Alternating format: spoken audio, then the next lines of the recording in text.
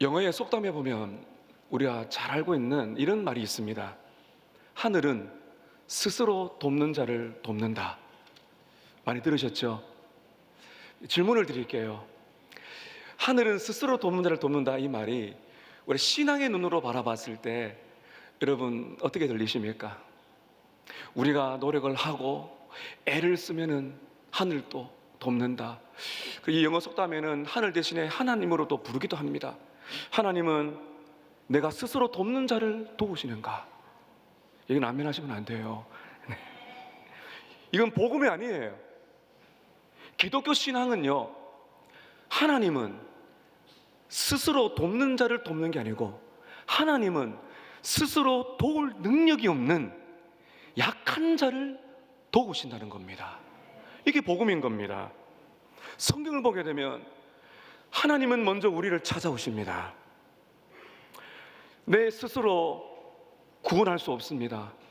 내 스스로의 문제를 해결할 수 없습니다. 내 스스로 하나님을 찾아갈 수 없습니다. 찬송가 90장에 보면 주 예수 내가 알기 전 날 먼저 사랑했네, 이렇게 말씀하고 있고, 요한 1서 4장 19절에 보면 우리가 예수를 사랑하면 그가 먼저 우리를 사랑하셨습니다. 이게 복음입니다. 나를 먼저 사랑하신, 내가 스스로 도울 능력이 없고 스스로 내 문제를 해결할 수 없고 스스로 죄를 이겨낼 수가 없고 스스로 나를 구원할 수 없는 연약한 자이지만 하나님의 전적인 은혜로 우리를 도우십니다. 그때 은혜를 받은 성도는 그 은혜에 감격해서 기쁨과 사랑으로 성령의 능력으로 순종하게 되는 것이죠. 여러분, 이것이 복음입니다. 오늘 본문은 그 진리를 말해줍니다. 예수님을 만난 시리즈를 통해서 보면 예수님을 먼저 찾아간 사람도 있고 예수님이 먼저 찾아간 사람도 있어요. 다양하게 있지만 제가 계속 말씀드리지만 그런 성경을 문맥을 살펴보게 되면 어느 것 하나 빠짐없이 배후에 하나님의 주권적인 은혜가 선행한다는 사실을 우리가 발견할 수가 있는 것입니다. 오늘 38년 된 병자의 사건입니다. 스스로 일어날 수 없이 38년을 지낸 너무나 비참한 인생이 전적으로 예수님이 찾아오셔서 스스로 일어날 수 없는, 스스로 해결할 수 없는 이 병자를 고치시는 장면을 통해서 오늘 제가 여러분께 드리고 싶은 말씀은 이것입니다. 하나님은 스스로 도울 능력이 없는 자들을 살리신다는 겁니다. 이 진리를 제가 오늘 여러분께 세 가지를 통해 이어가고자 합니다. 하나님은 스스로 도울 능력이 없는 사람을 살리십니다. 오늘 첫 번째 볼 것은 영적으로 무능한 자, 우리는 영적으로 무능한 자라는 것입니다. 오늘 말씀을 위해서 배경을 한번 보시겠습니다. 1절을 보시게 되면 그 후에 유대인의 명절이 되어 예수께서 예루살렘에 올라가시니라. 예루살렘은 성전이 있는 곳입니다. 그곳에서 하나님께 예배드리는 곳이기 때문에 예수님이 예루살렘을 올라가는 것은 굉장히 중요한 일입니다. 근데 거기에서 성전에 들어가기 전에 예수님은 오늘 특별한 사람들을 만나십니다. 2절에 보시게 되면 예루살렘에 있는 양문 곁에 히브리 말로 베데스라 하는 못이 있는데 거기 행각 5이 있더라. 자, 배경을 좀 아셔야 됩니다. 예루살렘은 중심이 성전입니다. 예배드리는 성전. 근데 그 성전을 중심으로 한 도시가 이렇게 성벽이 둘러싸고 있어요. 그 성벽 중에 문이 여러 가지가 있거든요. 우리나라 옛날에 보면 이제 성벽 보면은 뭐 동문, 남문, 서문 이런 게 있지 않습니까? 이 양문이란 거는 가장 북쪽에 있는 문인데 그 양의 문, 또 sheep gate라 그럽니다. 왜 양의 문인가 하면요, 거기로 그 성전에서 예배드릴 희생 제사를 이제 양을 가지고 가는 거죠. 굉장히 의미가 있는 겁니다. 이제 그 양의 문 곁에 보면 성전 밖인데 베데스라라 하는 못이 있습니다. 요즘에는 이 고고학도 발전이 되고 지금도 예루살렘에 성지순례를 가면 반드시 가시는 코스가 베데스다라고 하는데요, 그 베데스다에 대한 사진이나 발굴 현장이 나와 있는데 거기 보게 되면 이 베데스다라는 이제 못이 있는데 못이 이름이 베데스다입니다. 이게 못이 아니고요, 그 저수지 웅덩이와 같은 곳이랍니다. 그래서 이 다섯 행각, 오늘 2절 끝에 보게 되면 못이 있는데 거기에 행각 다섯이 있다. 그러니까 기둥이 있고 거기다가 지붕을 덮은 행각이 5개가 있는데 거기를 중심으로 해서 양쪽에 이제 윗못, 위쪽에 물을 모아두는 이제 저수지가 있고, 좀 낮은 곳에 물이 이렇게 흘러가는 아래쪽에 있는 이 못이 있어요. 그런 상황입니다. 여기서 많은 환자들이 몸을 씻는 관습이 있었답니다. 그리고 양의 문으로 들어갈 이 제사, 희생 제사물을 이 베데스라는 못에서 씻고, 그 양을 씻고 데리고 갔다는 그런 이야기가 있죠. 이곳에 누가 오늘 모여 있는가? 환자들이, 어떤 환자들이 있는가 한번 보시겠습니다. 3절에 그 안에 많은 병자 이렇게 말하고 있는데, 이 병자를 구체적으로 맹인, 요즘에 시각장애인 이렇게 하셔야 되죠. 시각장애인, 다리를 저는 사람, 제대로 이렇게 걷기가 힘든 사람, 혈기 많은 사람은 중풍병자를 말합니다. 몸이 굉장히 불편한 사람들이죠. 그런 사람들이 누워 있습니다. 행각에 이제 지붕 아래에 누워 있죠. 그 왜 누워 있는가 하면 이제 관로에서 이렇게 나와 있습니다. 물의 움직임을 기다리니 이는 천사가 가끔 못에 내려와 물을 움직이게 하는데 움직인 후에 먼저 들어가는 자는 어떤 병에 걸렸든지 낫게 됨이라. 관로를 닫습니다. 자, 이건 나중에 여러분께 설명을 드릴 겁니다. 자, 그 다음에 5절에 보면 예수님께서 특별히 한 사람을 주목하시는데, 5절에 어떤 사람인가요? 거기 38해 된 병자가 있습니다. 38년 동안 병자가 있는데, 우리가 나중에 말씀 보시면 아시겠지만은 이 병자는 스스로 일어설 수가 없어. 여기에도 누군가가 이제 그는 들것에 실려서, 아니면 이제 이게 자리, 메타라고 말합니다. 다른 사람의 도움을 받아서 베데스라는 못으로 이제 온 것으로 보고 있는 것입니다. 왜 예수님이 그 많은 병자들 중에서 38년 된 이 사람을 찾아가셨는가? 왜 이 사람인가? 우리 사람의 생각으로는 완벽하게 풀 수가 없습니다. 예수님이 그렇게 하신 것입니다. 좀 더 우리가 생각하자면은, 여기 나오는 환자들 중에, 병자들 중에서 가장 최악의 상태죠. 38년 동안 여러분 걷지 못하고, 이 당시에 유대인들은 나이가 40, 많아야 50, 평균 수명이 그렇다고 또 전해지는데, 이 얼마나 인생 속에서 평생을 이렇게 일어서지도 못하고 누워있는 이런 인생을 살았으니 그 얼마나 고통이 많겠습니까? 스스로 아무것도 할 수 없는 38년 된 병자를 예수님이 찾아가신 것입니다. 여러분, 오늘 중요한 교훈이 하나 있습니다.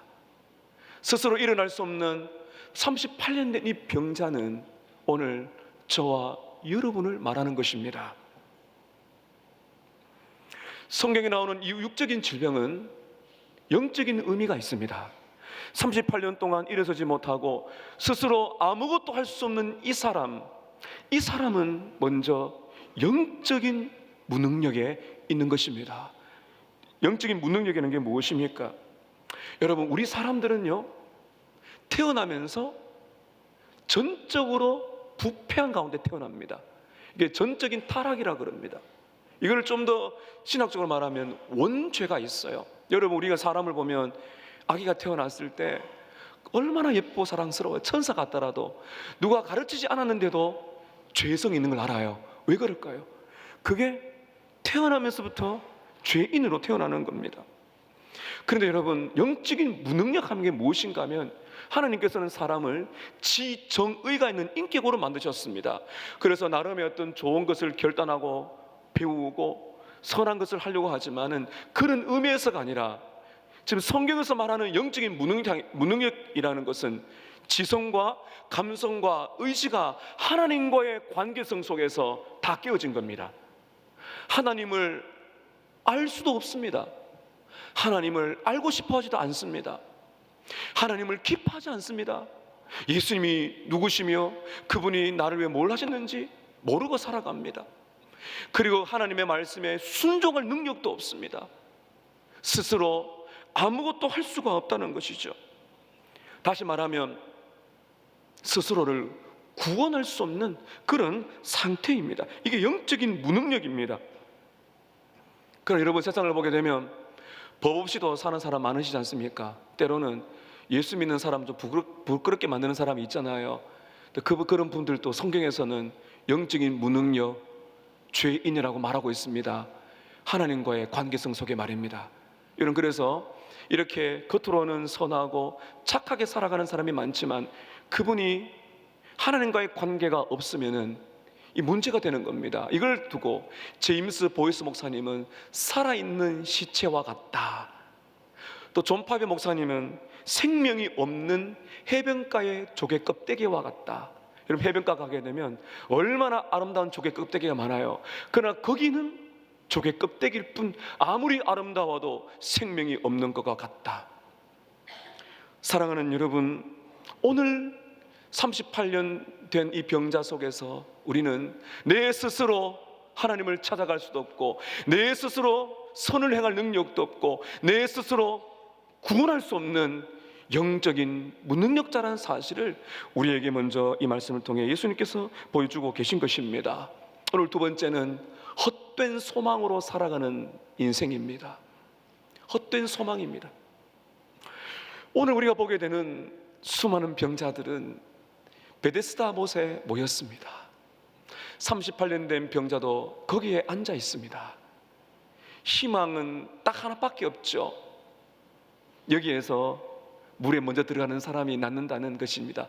여러분, 오늘 성경에 보게 되면 3절 끝에서 4절까지 이렇게 관로가 되어 있는데, 아마 성경 여러분 밑에 나눠줄 보게 되면 어떤 사본에는 없다 이렇게 되어 있는데요, 이게 가장 오래된 그 사본에 없습니다. 그래서 이거는 많은 학자들이 어떻게 이 사본을 통해 보는가 하면은, 이거는 갈로 안에 있는 내용은 그 당시에 사람들이 믿고 있었던 미신이다, 이걸 보여주고 있는 것입니다. 오늘 여러분 3절 끝에서 4절까지 이런 내용입니다. 물이 움직일 때가 있다는 거죠. 가만히 있는 물이 움직인대요. 이게 유대인들은 천사를 굉장히 신봉했어요. 그러니까 물이 움직일 때 천사가 와가지고 물을 이렇게 움직인대요.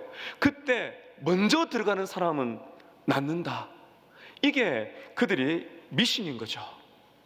근데 여러분, 요즘에는 이렇게 발굴을 하고 그 당시에 베데스다 이 모습을 보게 되면 이게 얼마나 허황된 것인지를 알 수가 있는데요, 제가 좀 전에 말씀드렸지만 여러분, 베데스다 못은 아름답게 생긴 연못이 아닙니다. 인공 저장소입니다.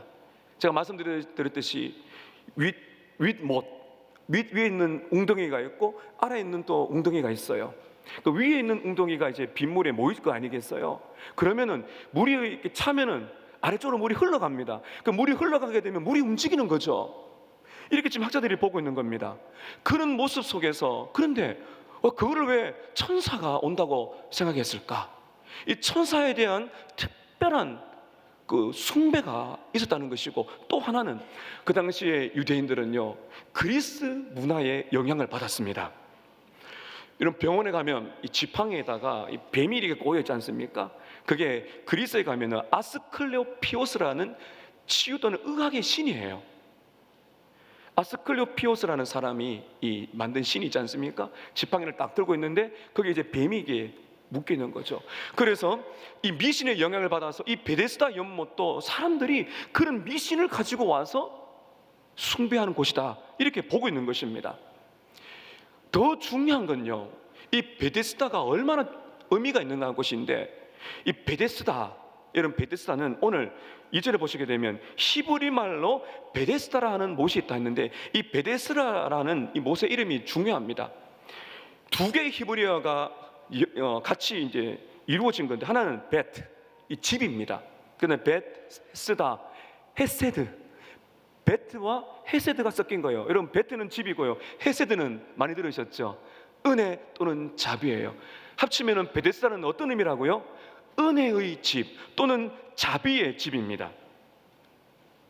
그 은혜의 집 또는 자비의 집이라는 이 못에 이 환자들이, 병자들이 거기에 소망을 두고 있는 거죠. 이 헛된 소망입니다. 성경은 어디서 그렇게 말하지 않습니다. 거기에 희망을 걸고 있는데 오늘 주님은 헛된 소망이라고 말하는 것입니다. 여러분, 베데스다, 은혜의 집에서 일어나고 있는 역설적인 모습 한번 보실까요? 다시 한번 제가 여러분 질문을 드릴게요. 베데스다가 어떤 뜻이라고요? 은혜의 집 또는 자비의 집이에요. 그런데 너무나 충격스럽게 은혜의 집인 자비의 집 베데스다 안에서 가장 은혜가 없어요. 가장 자비가 없어요. 여러분 말씀 한번 보시기 바랍니다. 4절에 이렇게 지금 믿고 있는 거죠. 천사가 가끔 못에 내려와 물을 움직이게 하는데 움직인 후에 먼저 들어가는 자는 어떤 병에 걸리든지 나음이라. 여러분 그렇다면 여기 보세요. 물이 흔들릴 때 어떤 일이 일어나겠어요? 서로 먼저 들어가려고 치열한 경쟁이지 않습니까? 다른 사람, 여러분 여기에는 일절 자비가 없잖아요. 은혜의 집인데 은혜가 없어요. 다른 사람이 죽어야 또 내가 들어갈 수가 있는 거예요. 그 다른 사람을 보다 내가 먼저 들어가야 된다는 치열한 경쟁만 남아있는, 서로 밀치고 어쨌든 뭐 기어가든지 어떻게 하든지 간에 그게 먼저 들어가려고 하는 이런 미신과 경쟁과 이런 너무너무나 잘못된 이기심, 여기가 바로 지금 우리가 보고 있는 베데스다. 병자들이 이렇게 치열하게 정말 먼저 들어가지 못하면 가슴 치고 서로 경쟁차처럼 보는, 왜 이곳에 있을까요? 왜 이렇게 비참한 상황 속에서도 어쩔 수 없이 이 수많은 병자들이 베데스다에 모였을까요? 다른 방법이 없기 때문입니다. 그 당시의 의술은 오늘날처럼 이런 의술이 아닙니다. 얼마나 많은 병자들이 모였을까요? 다른 방법이 없기 때문이에요. 또 하나는요, 다른 사람들이 가니까 가는 거죠. 거기 가야 된대요. 거기 가야 치료를 받는데요. 그러니까 이 미신이는 믿든지 안 믿든지 간에 일단 사람들이 거기로 몰리는 겁니다. 여러분, 이것이 오늘 우리의 인생인 거, 오늘 주님이 말씀하고 계신 것입니다. 이렇게 과학이 발전하고 무명화된 오늘날에도 여러분 접하는 문화를 보세요. 얼마나 미신이 많은지 모릅니다. 어떤 집에 가면은 붙어있는 부적도 많죠. 막 그거 떼려고 하면은 막 벌벌 떠지는 분이 계시더라고요. 우리 성도들은 부적 다 떼셔야 됩니다. 그 도로에서는 안 됩니다. 신주단지 이런 거는 다 깨뜨리셔야 됩니다. 예수 믿고 나서는 그런 거 아니에요. 여러분, 그런 것뿐만 아니라 우리 사람들이요 얼마나 약한지 아십니까? 뭔가 붙들어야 되거든요. 뭔가 내 안의 행복을 위해서, 그리고 미래를 위해서 사람들은 붙듭니다. 그걸 뭐라고 말하는가 하면 내 안의 우상입니다. 존 칼빈은 사람 마음은 우상을 만들어내는 공장이라 그랬어요. 우리에게 다 있다는 거죠. 내 만족과 행복을 위해서 좋은 직장, 좋은 학벌, 성공, 명예, 권력, 나름의 괜찮은 결혼 생활을 하게 되면 참된 행복을 찾을 것이라고 말을 하고 있는 것입니다. 그게 우상이 되는 거죠. 그게 딱 중독이 됩니다. 그것이 결국에는 우리의 공허한 마음을 채워줄 수 없습니다. 결정적인 순간에 내 생명과 연관됐을 때 다 배신합니다. 그게 우리가 붙드는 우상입니다. 여러분, 그리고 이 베데스다는 바로 그 우상이잖아요. 거기에 가야 되고 그것밖에 없다고 생각합니다. 그런데 또 이것은 여러분, 우리가 살아가는 이 세상은 어떤 곳이라 그래요? 무한 경쟁의 시대잖아요. 일단 1등을 하고 일단 좋은 곳을 들어가, 일단 대학에 들어가 보고 일단 좋은 직장 가져다 보고 신앙생활 할게요. 그런 분들이 종종 있어요. 일단 좋은 데 들어갑니다. 소수만이 살아남는 금수저, 우수저, 흙수저, 사람을 줄 세우고 그렇게 사람을 차별하는 세상이 아니겠어요? 그렇게 경쟁을 뚫고 들어간들, 그게 또 경쟁합니다. 이것이 여러분 우리가 살아가는 이 세상입니다. 비극입니다. 우리는 안 그럴 것 같아도 여러분 누군가가 내려와야 우리가 승진할 거 아니겠어요? 다 그런 문화 속에 여러분 우리가 살고 있다는 것입니다.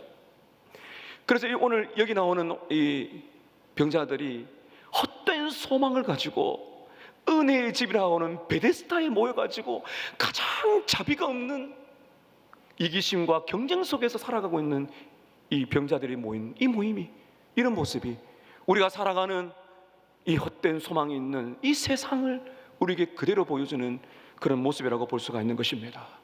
여러분, 여기에서 우리가 어디서 소망을 찾을 수가 있을까요?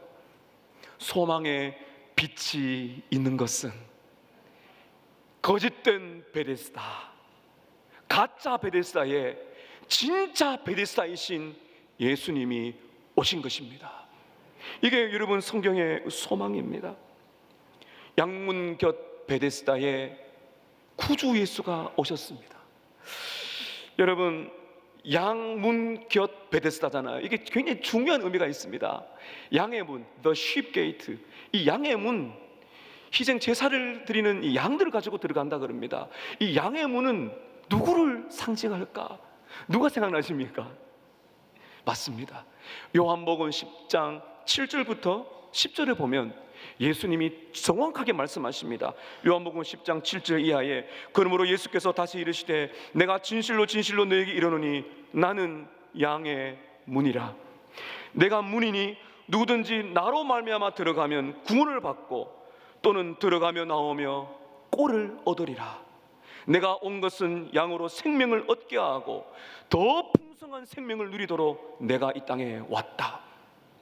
여기 말하는 양의 문은 우리 구주 예수 그리스도를 보게 해줍니다.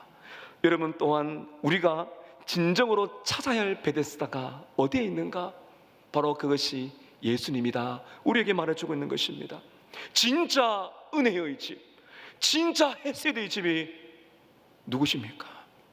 바로 예수님이죠. 바로 그 베데스다를 누리는 그 공동체가 어디입니까? 교회입니다. 여러분, 우리는 바로 예수님을 만나기 위해서 왔습니다. 근데 우리 예배에, 우리 성도들의 교제 가운데, 우리가 만나는 이 만남 가운데, 또 교회에 와서 드려지는 수많은 봉사 가운데 예수님이 빠진다면 다 쏟고 있는 것입니다. 어떤 분들은 교회에 오셔서 마음이 편합니다. 귀합니다. 어떤 분은 오셔서 정말 세상에서 없는 좋은 친구들을 만나신답니다. 그것도 좋은 것입니다. 교회에 오셔서 도덕적으로 좀 수양을 하고 나은 사람이 되고 싶으시 하십니다. 귀하십니다.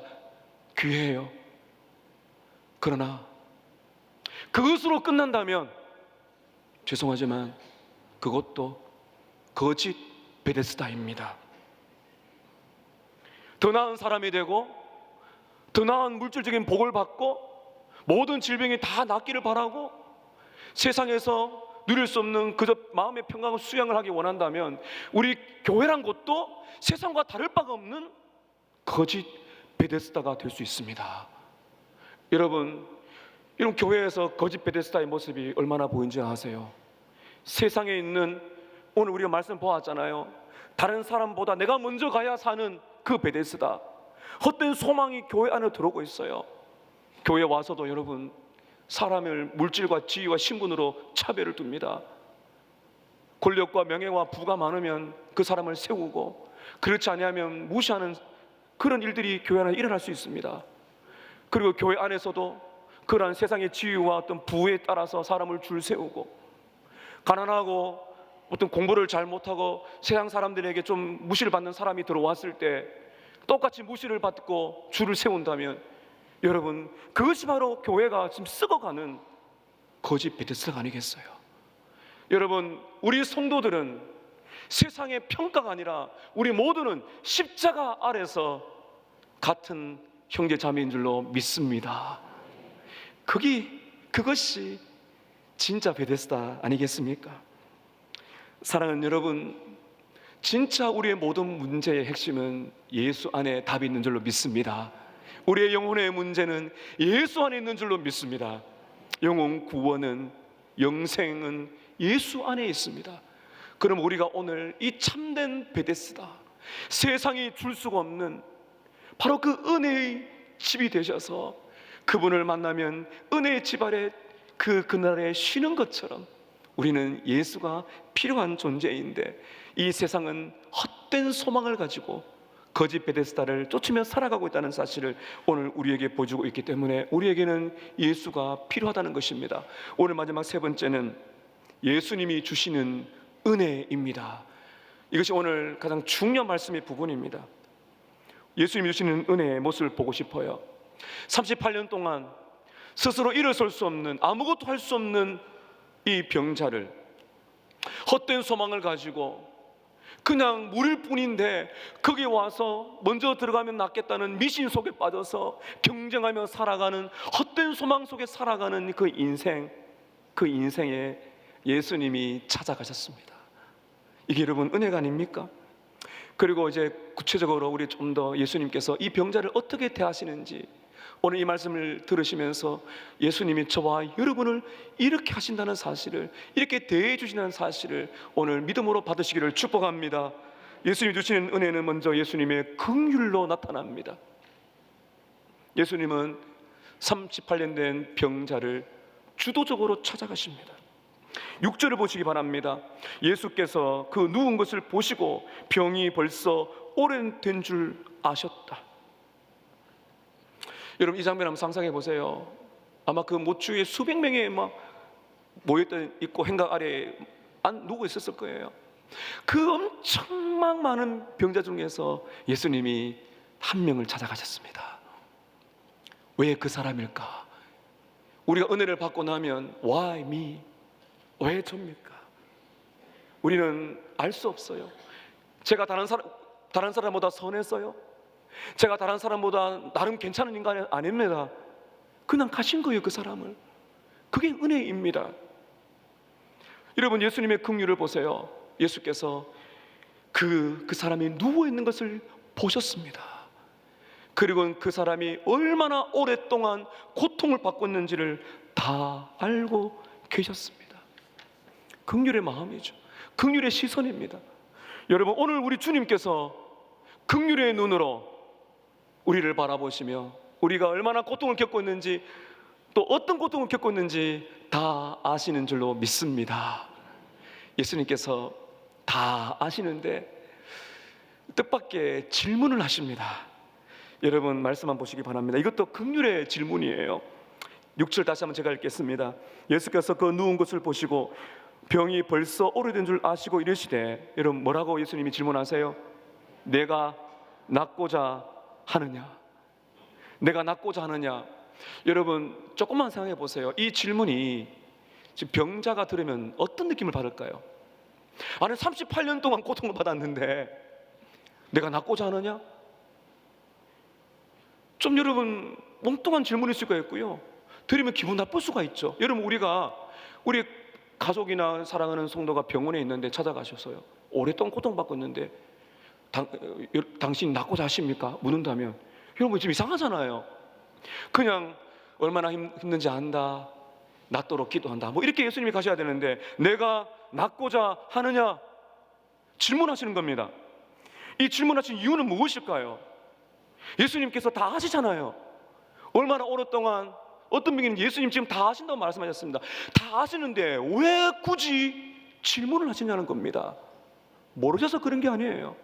이거는 이 병자가 지금 자신의 상황을 다시 한 번 더 스스로 직면하도록 만든 겁니다. 내가 어떤 존재인지, 내가 뭐를 찾고 있는지, 내가 정말 낫고자 하는 갈망이 남아있기는 한지 예수님이 그렇게 물으시는 겁니다. 너 정말 그 병 낫고 싶은 게 맞니? 너가 정말 간절히 원하는 것이 무엇이니? 근데 그런 방식으로 너의 병이 낫겠다고 믿고 있냐? 그리고 이 베데스다 물에서 너의 참된 만족과 삶의 의미를 찾았느냐? 물으시는 거죠. 사랑하는 성도 여러분, 오늘 예수님이 우리에게 말씀하십니다. 긍휼의 마음으로 우리에게 물으십니다. 내가 낫고자 하느냐? 사랑하는 여러분, 진정 낫기를 원하십니까? 삶의 의미와 목적을 정말 발견하기 원하십니까? 여러분이 지금 가지고 있는 온갖 고난과 환난과 질병과 여러 가지 많은 문제들이 예수님께서 해결해 주기를 원하십니까? 정말 원하십니까? 예수님밖에 없다고 믿으십니까? 그리고 가장 중요한 질문입니다. 오늘 이 자리에도 예배드리지만 그분이 얼마나 오랫동안 예배드리는지 관계없이 이 시간에 내가 낫고자 하느냐의 정말 중요한 질문은 예수님이 너가 예배드리기 원하느냐? 이게 아니에요. 내가 구원받기를 원하느냐? 정말 예수를 믿어서 너의 인생의 소망을 깨닫고 영 죽을 이 인생이 구주를 예수를 만나 거듭나기를 원하느냐? 그걸 물으시는 겁니다. 정말 우리 안에 그런 갈망이 있는가? 많은 분들이 교회에 와서 예배 봅니다. 제가 어릴 때 혼났어요. 중학교 때 회심하고 나서. 어디 가니? 그래서 장로님이 예배 보러 간다. 혼내시더라고요. 예배는 보는 게 아니라 드리는 거야. 맞아요. 많은 분들이 예배를 보러 와요. 관객이 됩니다. 좀 더 마음이 괜찮으면 예배 드려줍니다. 근데 거기에 진심이 없는 분이 계세요. 정말 구원은 받기를 원하는 것일까요? 정말 여기에서 내 인생의 목적을 찾기를 원하시는 걸까요? 내가 낫기를 원하느냐? 정말 내 인생에 내가 풀 수 없는 수많은 문제들을 가지고 왔는데 그냥 가지고 와서 해결 안 될 거니까, 그렇게 예배 드리고 돌아갈 거니까 그냥 그런 마음으로 오시지 않으셨습니까? 우리 주님이 물으십니다. 내가 정말 낫기를 원하느냐? 예수님의 질문에 38년 된 병자는 어떻게 대답을 했을까? 여러분, 이렇게 대답했으면 좋았을 것입니다. 예수님, 힘듭니다. 낫기를 원합니다. 아멘. 이러면 좋겠지만 좀 아쉽습니다. 여러분, 이어지는 7절에 보면 이 병자의 대답, 내가 낫고자 하냐는 예수님의 질문 앞에 병자가 대답하는데, 이 대답 안에는 부정적인 요소와 긍정적인 요소가 섞여 있습니다. 먼저 부정적인 요소는요, 체념, 불평, 좌절감입니다. 여러분, 말씀만 보시기를 바랍니다. 우리 7절입니다. 병자가 대답하되 주여, 여기 말하는 주여는 우리 이제 성경에 나오는 주님, 큐리오스라는 그런 원문이 있지만 이 전체 문맥을 바라봤을 때 예수님을 주님으로 믿는 것이 아니라 그 당시에 보면 훌륭한 랍비나 선생님에게 이 주님이라고, 그래서 여러분 영어 성경에 보면 Sir 이렇게 나옵니다. 그렇게 보셔야 됩니다. 주여, 물이 움직일 때에 나를 못에 넣어주는 사람이 없어. 내가 가는 동안에 다른 사람이 먼저 내려갑니다. 여러분, 이 사람의 절망이 보이십니까? 물이 움직이는데 나를 데려다 줄 사람이 없어요. 혹시 당신이 나를 좀 도와주려고 그러십니까? 지금 이 병자의 초점은 어디에 있어요? 아무도 나를 도와주지 않는다는 거죠. 친구가 없다는 거죠. 스스로 아무것도 할 수가 없고 아무도 나를 도와줄 수가 없다는 것이죠. 체념, 좌절감, 불평, 원망 등이 있습니다. 그런데 여기서 긍정적인 요소가 하나 있습니다. 이게 정말 귀한 건데요, 여러분, 무엇입니까? 스스로 아무것도 할 수가 없다는 거죠. 이게 섞여 있는 거죠.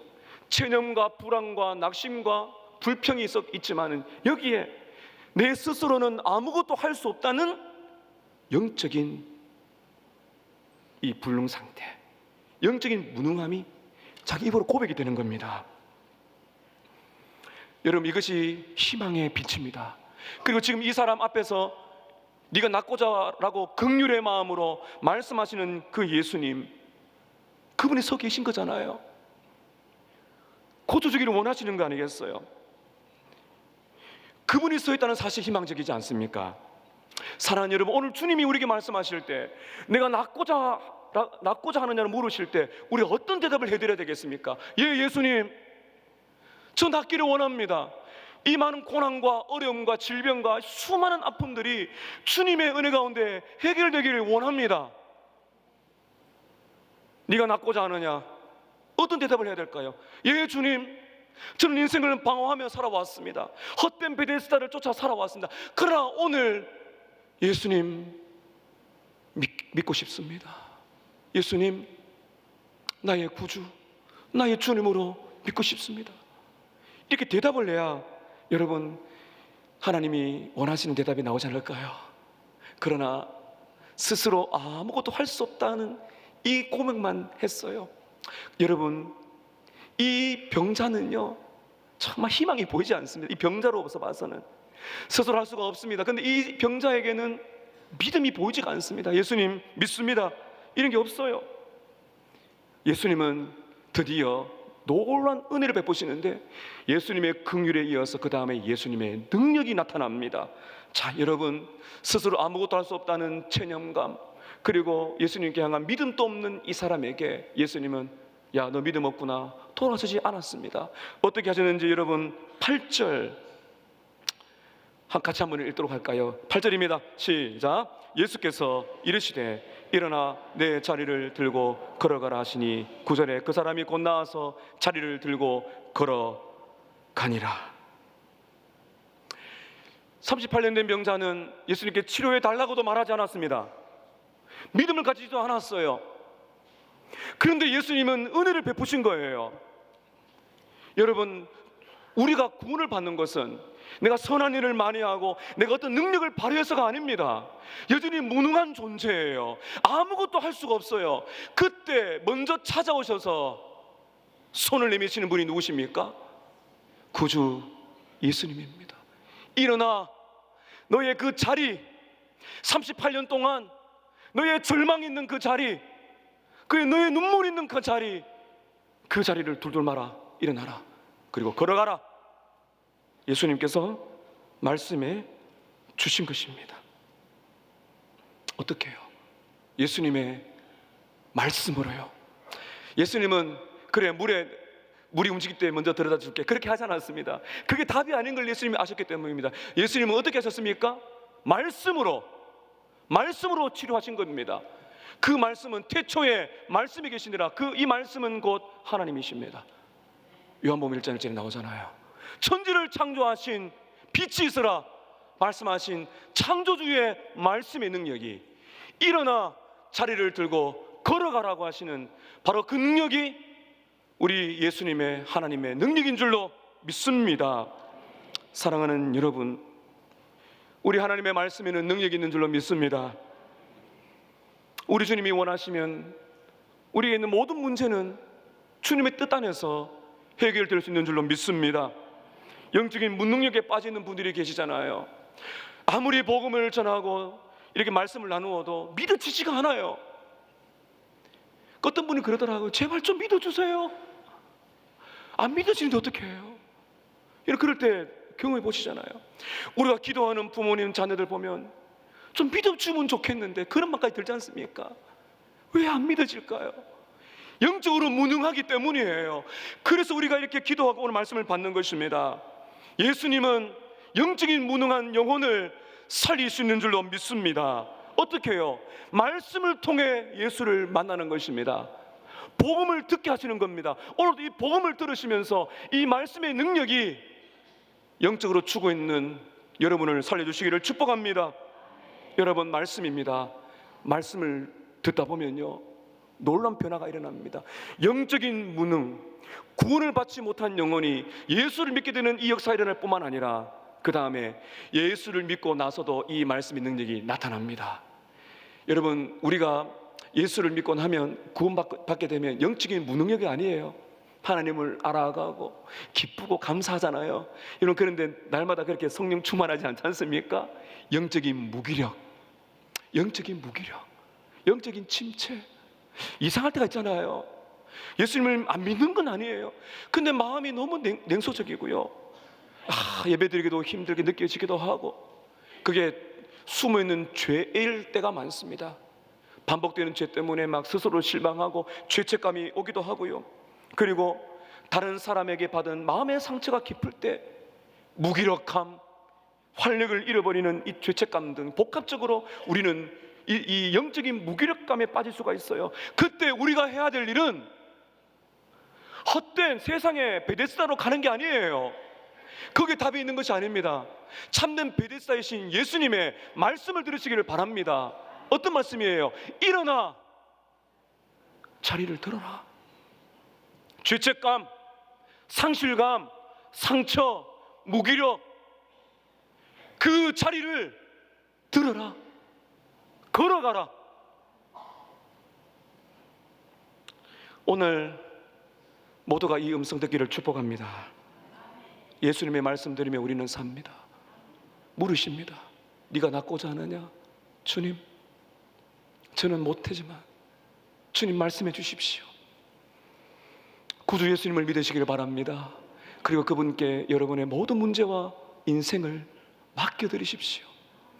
너무나 축복된 일이 일어나는데 꼭 이럴 때 보면은 싫어하는 사람이 등장합니다. 오늘 여러분 본문이 이제 뒤에 있는 내용은 제가 짧게 지나갑니다. 여러분 9절 끝을 보세요. 이 사람이 나와서 자리를 들고 간 날이 어떤 날이라고 나옵니까? 안식일입니다. 안식일은 이제 구약에 하나님이 율법 속에 주신 이제 창조를 다 하신 다음에 하나님이 거룩하게 구별된 안식일, 토요일. 지금 우리는 이제 주일입니다. 그 안식일은 하나님이 노동을 하지 말고 이렇게 예배드리며 기쁨으로 살아가라고 말씀하셨는데, 문제는 이 안식일 율법을 떠나서 이 바리새인들과 율법학자들이 쓸데없는 이 규례를 만들었어요. 이런 말씀 한번 보시기 바랍니다. 10절에 보세요. 유대인들이 병난 사람에게 이르되, 야, 잘 되었구나, 축하해줘도 모자랄 판에 뭐라 그럽니까? 안식일인데 너가 자리를 들고 가는 것이 옳지 않다. 이게 왜 그런가 하면 이렇습니다. 그 당시에 바리새인과 율법학자들은 엉뚱한 규칙을 만들었는데, 뭔가 하면은 다른 사람이 이 사람의 이 들것에 실려가지고 이동하는 거는 노동이 아니고 자기가 자리를 들고 가는 건 노동이래요. 그건 하면 안 된대요. 말도 안 되는 규칙을 만든 겁니다. 그러니까 이 사람이 신앙이 어리잖아요. 막 두렵습니다. 그래서 여러분 11절은 뭐라 그럽니까? 대답하되 나를 낫게 한 그가 자리를 들고 가라 하더라. 다소 믿음이 좀 약하고 예수님께 책임을 전가하는 이런 모습을 보여주고 있습니다. 이 사람은 예수님을 잘 모르고 있죠. 12절 보십시오. 그들이 묻되 그러면 너에게 자리를 두고 간 사람이 누구냐? 이 사람 모릅니다. 13절입니다. 고침을 받은 사람은 그가 누구인지를 알지 못하니 그 이유는 거기 사람이 많음으로 예수께서 이미 피하셨습니다. 예수님은 기적을 행하셔서 많은 사람들에게 주목받고 인기받는 거, 그거 원한 게 아니에요. 예수님의 목적은 이 한 영혼을 살려내는 것입니다. 그래서 잠시 피하셨어요. 그리고는 정확한 때에 이 사람을 만나주시는데, 여러분 어디서 만나주시는지 한번 보시기 바랍니다. 14절 보시기 바랍니다. 14절에 여러분, 그 후에 예수께서 어디에서 만나십니까? 성전에서 그 사람을 만나십니다.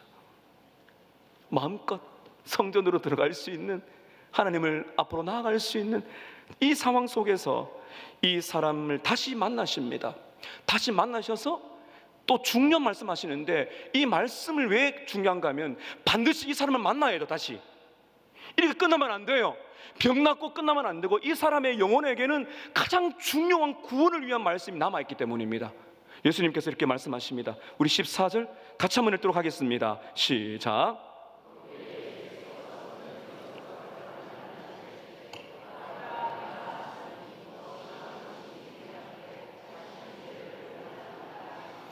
보라, 내가 나았으니 더 심한 것이 생기지 않게 다시는 죄를 범하지 말라.